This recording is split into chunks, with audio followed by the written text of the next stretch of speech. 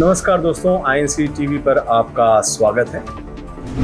Enforcement directorate मतलब ED Congress नेता श्री राहुल गांधी के साथ जो कुछ कर रही है वो सब आपके सामने है ही। इस मुद्दे पर कुछ कहने सुनने की अब ज़्यादा गुंजाइश बची नहीं है।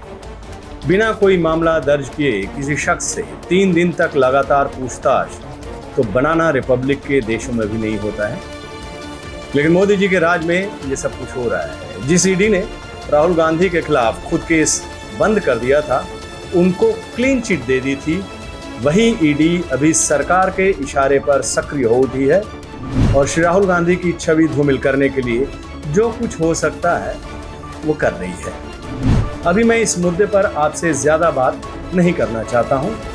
मेरे मन में इस वक्त एक ख्याल दूसरा आ रहा है। सवाल उठा है कि क्या भारतीय लोकतंत्र को बचाने के लिए ईडी एनफोर्समेंट डायरेक्टरेट को खत्म कर देना चाहिए, समाप्त कर देना चाहिए? ये सवाल मैं पिछले कुछ सालों के ईडी के कार्रवाई को देखते हुए पूछ रहा हूँ। जब से प्रधानमंत्री मोदी जी का शासन आया है, तब से ईडी ईमानदार नेताओं के दमन का जरिया बन गया है। सरकार ईडी के जरिए चुन चुन कर अपने विरोधियों का दमन करने की कोशिश कर रही है। आप भी गौर से देखिए इस मोदी राज में ईडी की कार्रवाई को। शुरुआत करते हैं कांग्रेस नेताओं के उत्पीड़न से। ईडी के सबसे बड़े शिकार श्री राहुल गांधी हैं। एक फर्जी मामले में उनके साथ साथ जिस तरह से उनको लांछित किया जा रहा है वो देश के सामने है, सबके सामने है। और अब राजस्थान के मुख्यमंत्री श्री अशोक गहलोत के भाई पर सीबीआई की जो रेड है वो बकौल श्री पवन खेड़ा जो कांग्रेस के प्रवक्ता हैं। आप क्रोनोलॉजी समझिए। जून 13 श्री अशोक गहलोत जी ने एजेंसियों के प्रमुखों से उनका राज धर्म याद दिलाने के लिए मिलने का समय मांगा। जून 15 सीबीआई द्वारा गहलोत जी के भाई पर केस। जून 17 सीबीआई द्वारा उनके भाई पर रेड। आगे वो लिखते हैं, मोदी जी के पिंजरे में तोता है, कौवा है और हाँ मोर तो है ही। आइए आगे बढ़ते हैं। कांग्रेस के दिवंगत नेता स्वर्गीय अहमद पटेल को स्टर्लिंग बायोटेक लिमिटेड से जुड़े एक मामले में ईडी ने निशाने पर लिया था। देश के पूर्व गृह मंत्री और वित्त मंत्री श्री पी चिदम्बरम को इसी ईडी की वजह से महीनों न्यायिक हिरासत में रहना पड़ा था। चिदम्बरम साहब के खिलाफ ईडी के पास कोई सबूत नहीं था, लेकिन फर्जी मामले में फंसाकर ईडी ने उन्हें न्यायिक हिरासत में भेज दिया था। ईडी ने यही काम कर्नाटक कांग्रेस के वरिष्ठ नेता और मौजूदा प्रदेश अध्यक्ष श्री डीके शिव कुमार के खिलाफ किया।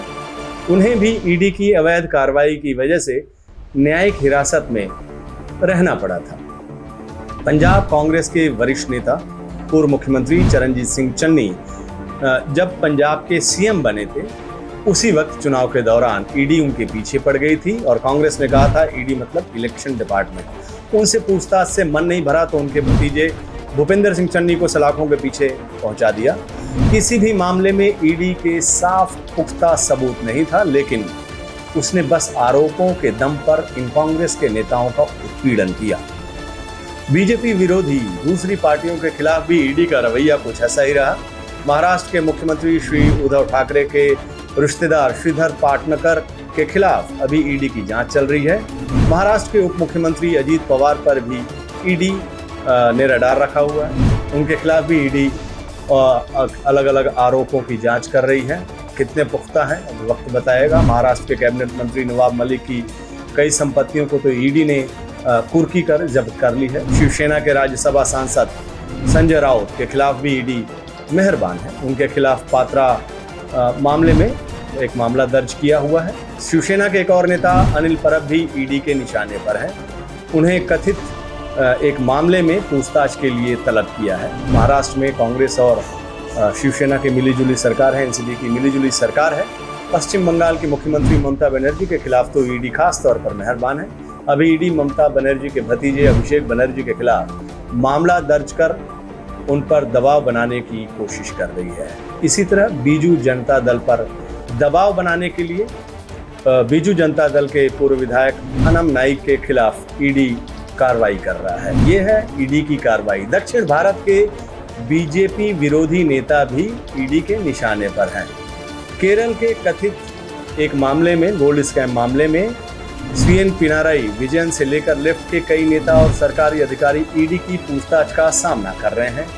और इसी तरह जम्मू कश्मीर क्रिकेट एसोसिएशन में के एक मामले में पूर्व सीएम फारूक अब्दुल्ला भी ईडी के रडार पर है। खास बात यह है कि ईडी एक भी कार्रवाई भारतीय जनता पार्टी की या उसकी सहयोगी पार्टियों के खिलाफ नहीं हो रही है। सारी कार्रवाई विपक्षी नेताओं के खिलाफ, मकसद उन पर दबाव बनाना, उनकी छवि को धूमिल करना।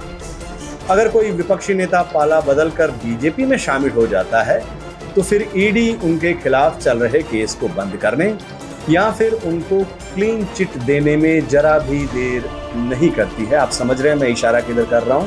लेकिन जो विपक्षी नेता बीजेपी के खिलाफ मुखर है, उनके खिलाफ ईडी हर हद पार करके गैर कानूनी कार्रवाई भी करने से बाज नहीं आ रही है। अब यहीं पर सवाल उठता है कि क्या भारतीय लोकतंत्र की सूरत और सीरत को बचाने के लिए ईडी जैसी सरकारी तोते को बंद कर देना चाहिए? दोस्तों, इस सवाल का जवाब जरूर दीजिएगा, क्योंकि मसला केवल आज के हिंदुस्तान का नहीं, हमारे आने वाली पीढ़ियों का भी है। आपके जवाब के इंतजार में मैं आपका भूपेंद्र नारायण सिंह। नमस्कार।